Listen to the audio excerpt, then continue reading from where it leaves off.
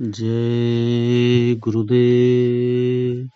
जय गुरुदेव नाम प्रभु का पावन नाम। जय गुरुदेव। स्वामी जी महाराज ने सत्संग सुनाते हुए बताया कि अपनी बेहोश जीवात्मा को होश दिला दो। मथुरा 9 दिसंबर 1989 भंडारे के अवसर पर देश के विभिन्न भागों से विशाल संख्या में आए स्त्री पुरुष एवं बच्चों को दिन में 2 बजे से सत्संग सुनाते हुए पूज्य स्वामी जी महाराज ने कहे कि नर नारियों, बच्चे और बच्चियों, यह हमारे और आपके लिए बड़ा ही शुभ समय है। ऐसे अनमोल मनुष्य मकान बार बार नहीं मिलता।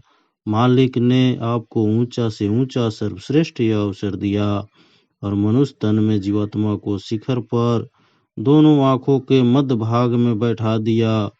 महात्माओं ने बताया कि अपनी आंख को बंद करो, बंद हो गई है, उसको खोलो तो ऊपर जाने का दरवाजा दिखाई देगा और खुल जाएगा। तब इसी मनुष्य शरीर द्वारा मरने के पहले ऊपर के लोकों में चले जाओगे। अनमोल मनुष्य शरीर पाकर खाने पीने, सोने, मोह ममता, संसार के बेभव झगड़ों में अपने अनमोल समय को बिता दोगे तो नीचे नरकों और 84 लाख जोनियों में चले जाओगे, जहां से वापस लौटकर आपको नहीं आना। कितने युग बीत जाएंगे तब भी यह अवसर आपको नहीं मिलेगा। समय से काम कर लो। अच्छा यह है कि जो आज का आपको समय मिला है, इसमें अपनी बेहोश जीवात्मा को महापुरुषों की कृपा लेकर होश दिला दो, तब वह उत्तम अनमोल समय आपके काम आ जाएगा। ऐसे समय आपको मिलने वाला नहीं। यह आपको मालूम नहीं है कि क्या क्या विपदाएं, मुसीबतें और तकलीफें झेलनी पड़ेगी। जब आप इस शरीर की तकलीफों के लिए जिद करते हो कि हमारी तकलीफें चली जाए, तो नरकों और 84 की जो तकलीफ है वह लिखने और कहने में कहीं आ सकती। वो इस सबसे परे और घोर पीड़ा है। तुरंत इंसाफ होगा। इसलिए समझो कि यह किराए का मकान है। राजा को, रैयत को, धनी मानी को, सबको यहाँ से जाना है। जब समय पूरा हो जाता है तो आपको दिया गया तो मकान मालिक अपने यमदूत सिपाहियों को भेज देता है कि जाओ, श्वासों का खजाना खाली हो गया, उस जीवात्मा को मकान खाली कराकर यहाँ ले आओ, उसका मृत्यु लोक का हिसाब किताब कर दिया जाए। फौरन सिपाही आवाज देंगे। उनको आवाज को सुनते ही आपका होश उड़ जाएगा। चाहे आप राजा हो या धनी मनी हो, पढ़े लिखे हो या अनपढ़ हो, वो फौरन सामने आकर खड़े हो जाएंगे। उनकी शक्ल देखते ही आपकी आंख, कान, जबान बंद और बुद्धि पागल हो जाएगी। वो कागज दिखा देंगे कि अभी मकान खाली करो। फौरन मन, बुद्धि, चित्त, प्राण और जीवात्मा को खींचकर ऊपर को ले लेंगे। यह शरीर धड़ाक से जमीन पर गिर जाएगा। जीवात्मा को फौरन तख्त पर पहुंचा देंगे। वहां इंसाफ करने वाला मजिस्ट्रेट जज बैठा हुआ है। वकील, एडवोकेट की वहां कोई जरूरत नहीं है। आपने जो कुछ भी मृत्युलोक में किया है उसका तैयार वहीं खाता फौरन पेश हो जाएगा। उसमें पूछेगा कि तुमको मृत्युलोक में क्या महात्मा फकीर या रामायण, गीता, वेद, पुराण नहीं मिले जो तुमको बताते कि यह अच्छा है, इसको करना, और ये बुरा है, इसको नहीं करना। तब आप क्या जवाब दोगे? यह खुद आप सोचो। मरने को तो आप सबको मार दो। अगर कोई एक भी आदमी जिंदा ना रहे तो आप किस पर हुकूमत करोगे? यह मारने की भूमि नहीं, यह पालन पोषण करने की भूमि है।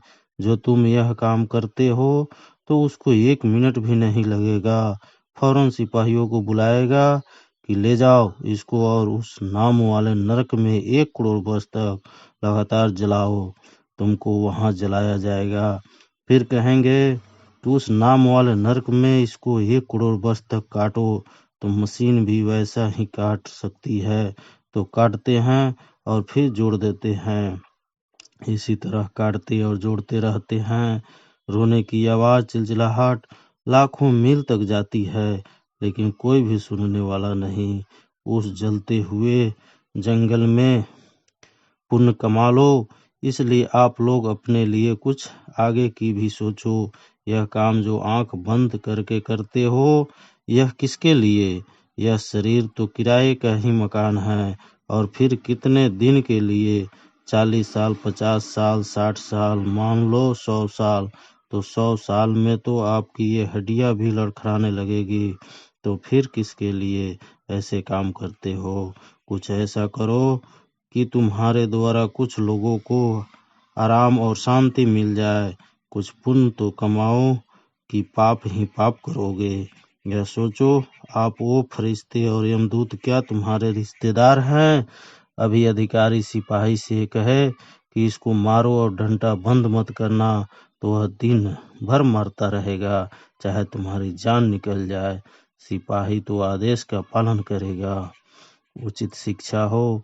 गृहस्थी में और दफ्तर, खेती, दुकान में जो अधिकार आपको मिला है, उसके अनुसार उचित काम करो। उसके अलावा अनधिकार कुछ करोगे तो यह आपके लिए खराब, दुखदायी कर्म बन जाएगा। इसको सोच लो। अच्छी तरह उचित काम करना चाहिए। अगर शिक्षा दी जाए तो बच्चों को भी मार दो, बड़े को भी मार दो, गाली भी दे दो और डंडे भी दो और प्यार भी कर लो। शिक्षा के लिए चीजें अनिवार्य होती है, इसमें दुख नहीं होता। डॉक्टर क्या करता है? मरीज चिल्लाता है, गाली गलौज करता है, पर डॉक्टर नहीं सुनेगा। वह तो चीर फाड़ करके मवाद निकाल देगा। मरीज रात को सो जाएगा और सुबह उठकर डॉक्टर के गुणगान गाएगा। इस मवाद के कारण डांट फटकार अनुचित लगती है, लेकिन उसी से वह ठीक हो गया और उसकी खराबी निकल गई। इसलिए उचित शिक्षा सबके लिए अनुकूल होती है। इसको तो देना ही चाहिए, लेकिन यह नहीं जो आप करते हो, यह अच्छा नहीं है। जय गुरुदेव।